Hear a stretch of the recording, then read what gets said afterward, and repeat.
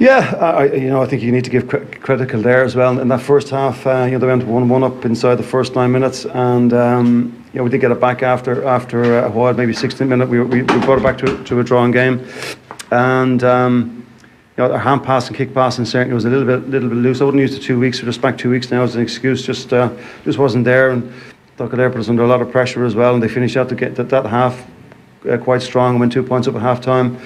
Certainly in the second half, I think we're a lot more focused and clinical with our play, and we've responded very well to the challenge that Kildare posed. You gave some older guys some game time a little earlier than maybe you would have done in the past, the likes of Bernard Brogan, Michael Darragh Macaulay. I'll put Stephen Cluxton in that bracket, even though for a goalkeeper obviously it's probably a bit different. What's the thinking behind that? Well, after today we've only got 6 guaranteed games left in the league, and after that another 2 in the championship, so you're only guaranteed nine games the way in the current system in the season. 9 competitive games, so and we're only 2 weeks back, so part of it is just giving guys game time to build up their fitness as much as anything else as well. And for those players who are just joining into the squad, I thought they responded again very well to the challenge, and hopefully they can drive on. Yeah, I mean, the first half we put in a good shift. Oisín, we went in 2 points up at half time, and we were happy with our performance, even in light of the fact we missed a lot of shots. We were still 35% shooting, which is disappointing. And we did expect a backlash, of course, like any true champions who were going to come at us in the second half. And we thought we were prepared, but we were just caught, concentration-wise, give away a couple of cheap balls. They were ruthless in the counter-attack, very similar to the Leinster final last year, to be honest. We would be very disappointed with both of those goals, and ultimately we were the architects of our own downfall. It's Kieran O'Neill there in the aftermath of his size 7-point defeat. The spread was 6 to the Dubs in Croker on Saturday night. And afterwards, in his stuff with the written press, he talked about Kildare needing to be more cynical because Kevin Feely had been taken out cynically when he was on the ground. I don't know the specifics of the quote there. It's on the back of the Start. So just so I accurately do it, here I go. Okay, so it was quite cynical in terms of what happened and the impact to his head when he was on the ground, but maybe that's what the best teams do better than what we do. It's something we have to look at. You're not allowed to criticise the Dubs in the aftermath of a defeat, are you? I didn't see it. It's like everything else. If he feels he needs to say it, he said it. But I would go back to say they need to be more cynical, definitely. But it's in front of goal when you have 3 and 2. Like during last year's Leinster Championship game, they had 3 occasions where they had a 3-on-2 or a 4-on-3, and it happened again on Saturday night. Daniel Flynn got a peach of a goal in the second half, but there was 2 opportunities where he had a 2-on-1 and a 3-on-2, and you know what? That's training ground stuff. That's not being cynical, or it's about time and time again being comfortable and confident and practicing them situations, because they come up last year, and if Kildare had taken the first one where they had a 3-on-2 glorious opportunity, the middleman rarely ever takes that shot. The guy on his left and the guy on his right was 176 points. You could have a major smile on your face today if you had taken that. It would have been interesting, all right, to see exactly what happens from that point forward. But it is interesting that someone comes out after a game and calls something like that, because generally you're like, we just got to learn about it. It's not like, it's not. What, say that again? And says for O'Neill to come out, it's setting out his stall. There's magic coffee cup just appeared. That's why I got distracted. And it's actually a nice coffee cup, and perfect, Tommy. 1 sugar, just like I want it. But it's setting a precedent to say, you know what, when are Kildare playing Dublin 4.5 months time in the championship at some stage? I didn't see it. I don't know who was involved in it. Yeah. Did the Fitzmaurice thing last year work when he made similar comments saying that they've got a serious edge? Who? To Dublin ahead of the league final. Obviously they got the results. Unfortunately, nothing that has been said about Dublin has worked. I don't think, and you'll have a lot of it. It's what do you say? I've seen the complete opposite in the build-up to the last year's All-Ireland, really. When you had Mayo Dublin going, gloves, there was no gloves, there was no fisticuffs, there was no slide. Yeah. And the year before, Lee Keegan, you know what? If it can make a 1% difference, would you do it? 100%. Yeah. Given the fact that the difference between them was in and around 1% last year, but never look back and regret and saying I could have done this or I should have done this. You go out with your stall, but I honestly think he was Cian O'Neill was He was not upset, but as a manager, he didn't like whatever happened. But Michael Clerkin had a stat. These things happen in every game. There was a lot of red cards yesterday too, and black cards, and I'm going. First, we're still in January. But I honestly, boys, I think it was great to be back. Brilliant, absolutely. I think from Saturday onwards, I'm going, you know what? This is football. Yeah. We're going to get. It doesn't stop now, except for April. It doesn't stop now until August.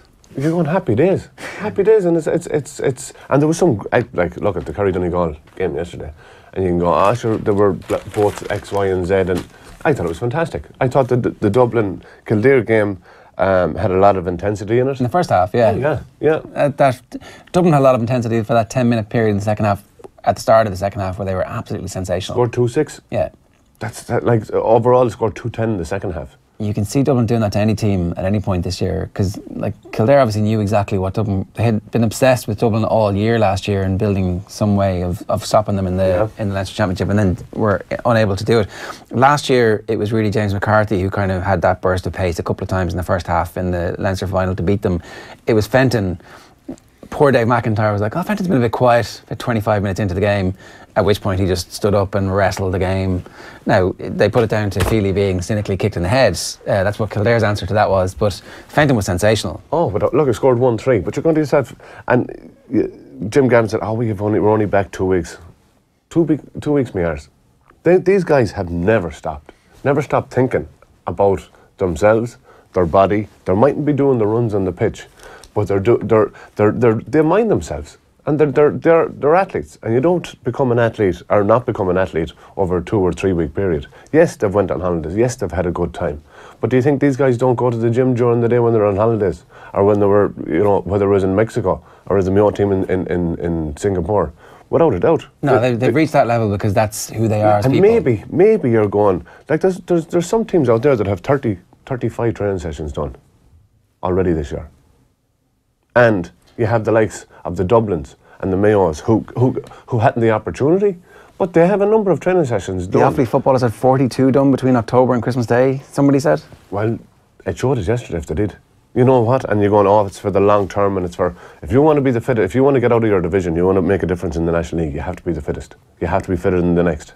But sometimes fresher is better than fitter, and I think from a Mayo perspective yesterday, I thought it was absolutely fantastic.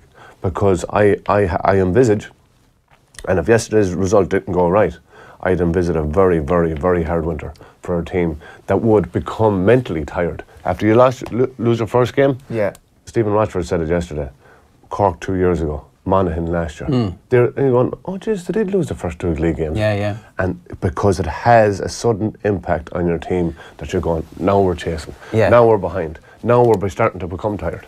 That Mayo team on paper yesterday looked really impressive, and then you start to think about all the players they were missing, and there is this line trundled out about Mayo that beyond the first 15 they might struggle, and they might struggle again this year in that regard, but that seems to me that that's not going to be the case. I wouldn't get over excited, because I like the likes of Eoin O'Donoghue who came in a corner back yesterday from Mayo and played very well. Scored a point in the process. The problem for me is the likes of, say, Conor Loftus. Conor Loftus played 22 minutes in the National League last year. 22 minutes in the National League. And we relied on him for large parts of the championship last year, especially coming on against Derry. Is that because of injury, conditioning, getting them up to speed? Because we've always, we've struggled in the National League every year, whether it's Stephen Rochford or James Horan, because there is a hangover, there is an aftermath of losing an Ireland final, and yet for the body to recoup, for the mind to recoup, all of a sudden, Jesus, we need to win 3 out of the last 4 league games. So all of a sudden, you have to bring the cavalry in, you have to bring all the troops in. Andy Moran played every single game by the first 20 minutes of the first National League game last year. Come on against Kerry, scored 3 points, and from then on. But again, you're going, well, if they're playing constantly, do you kind of hold back on their training?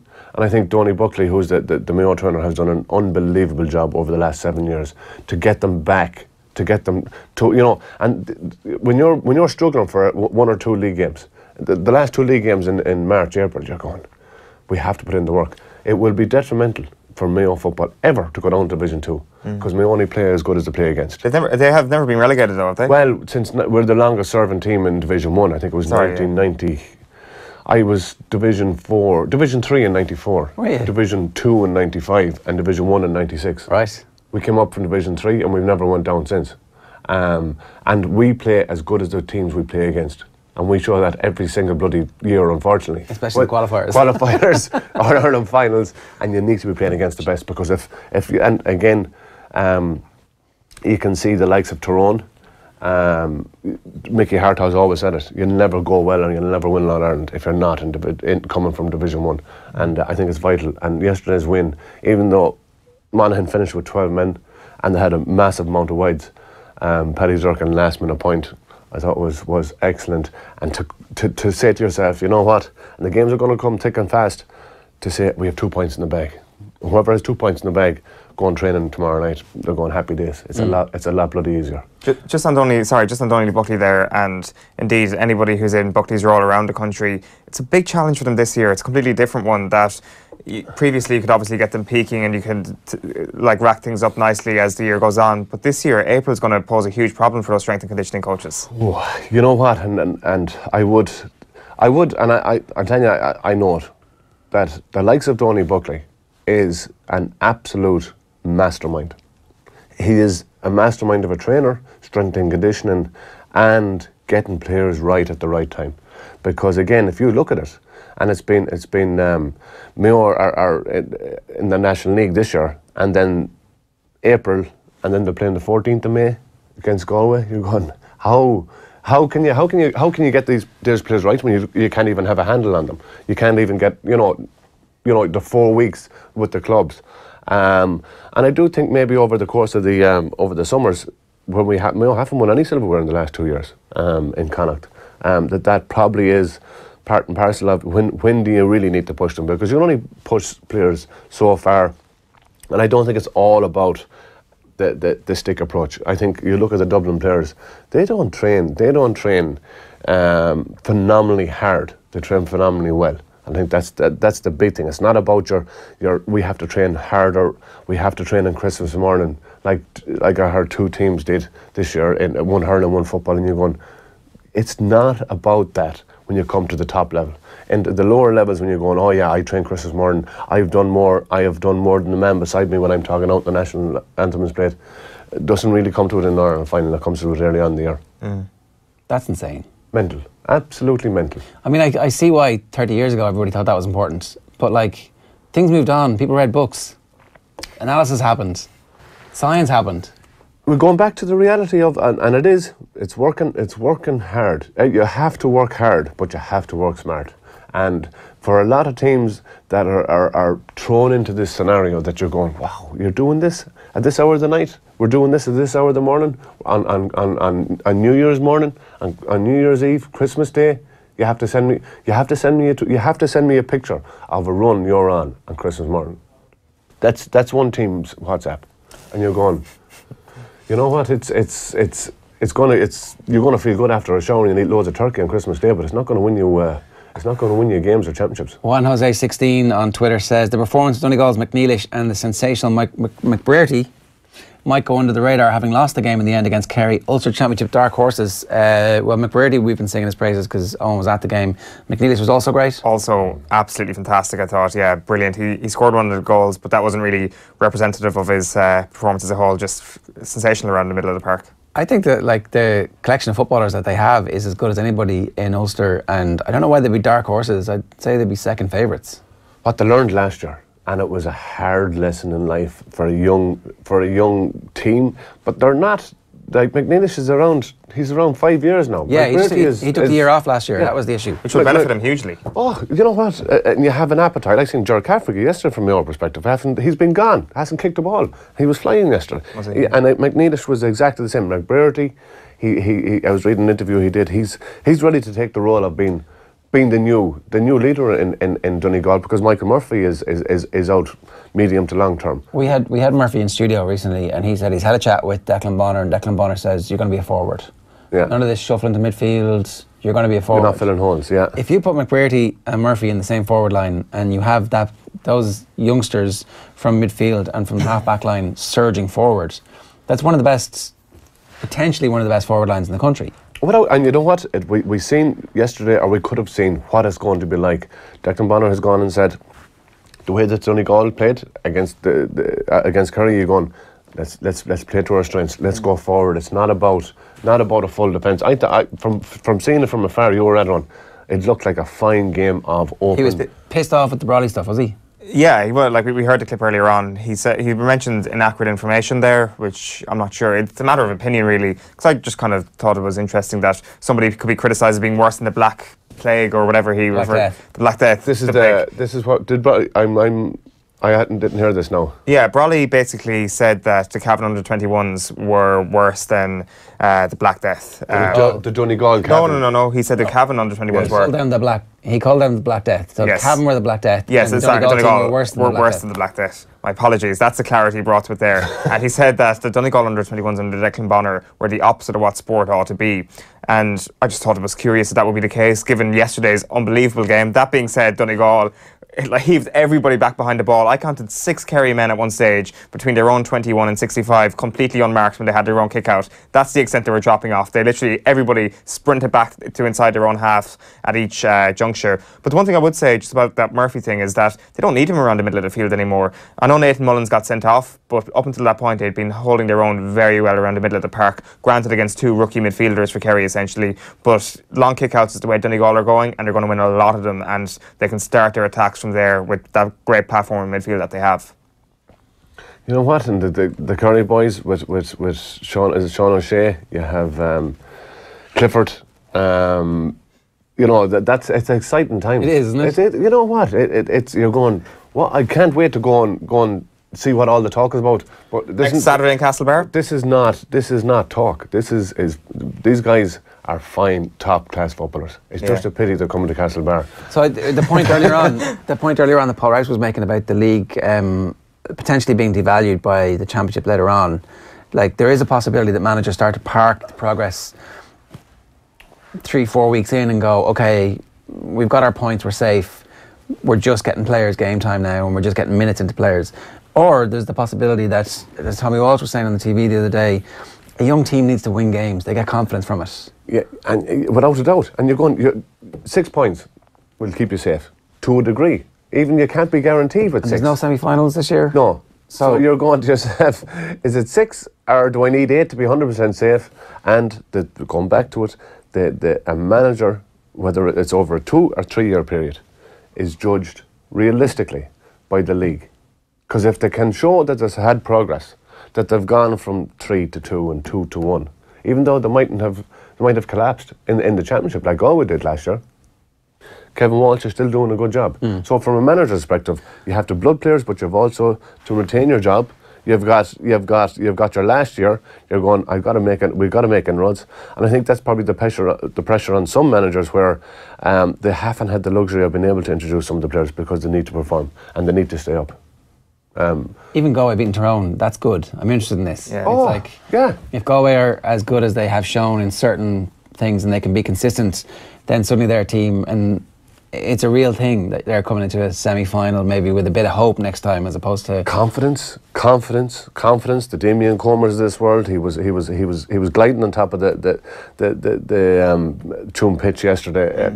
Scored 1-2. Yeah, and I'm telling you, the league is becoming more exciting than 75% of the championship. And that's why they fixed the Super Race, to make sure that people are still interested in those games later on. I just fear that, that's why I said to Paul earlier on that I think it's next year when we start to really judge how important the league is, because you could well be looking back at this weekend at the end of the year. I think we will be looking back at this weekend at the end of the year saying, well, that was all pointless. Remember that great game in Killarney between Donegal and Kerry? That mattered not a jot come the end of the year. Not a jot, but at the end of the day, it matters now. And it matters that Mullins is a real player, that McNeilish is back, that McBrearty is going to have a season, and if he dips below this standard, he's dipping below his own standards, that O'Shea is potentially a superstar of the future That's as well. the thing, that you're talking in future tense there. That's why it matters. Yes, but so do friendlies matter then. You know, you play a friendly and it's like, Oran McNeilish looks really good in that friendly. He is going to be good. That's how we talk about the league, which is really disappointing because I love the league. And I think the league is getting the credit that it deserves, and I think it's getting the respect from outside and from inside. And if this year's Super 8 kills the league, then it'll be a terrible unintended consequence. It won't. It won't. Trust me. I hope you're right. Winter is over. Spring is here. GA is back. We're saved. I'm telling you, boys, life is looking rosy, and I'm over the hangover of Mayo losing. You're going, happy days. Yeah. Oh, it's the hope that kills you. Daniel Brady says, you can say what you like about having football, but the Black Death was much more effective. Keep the tweets coming at Off the Ball or at Off the Ball AM.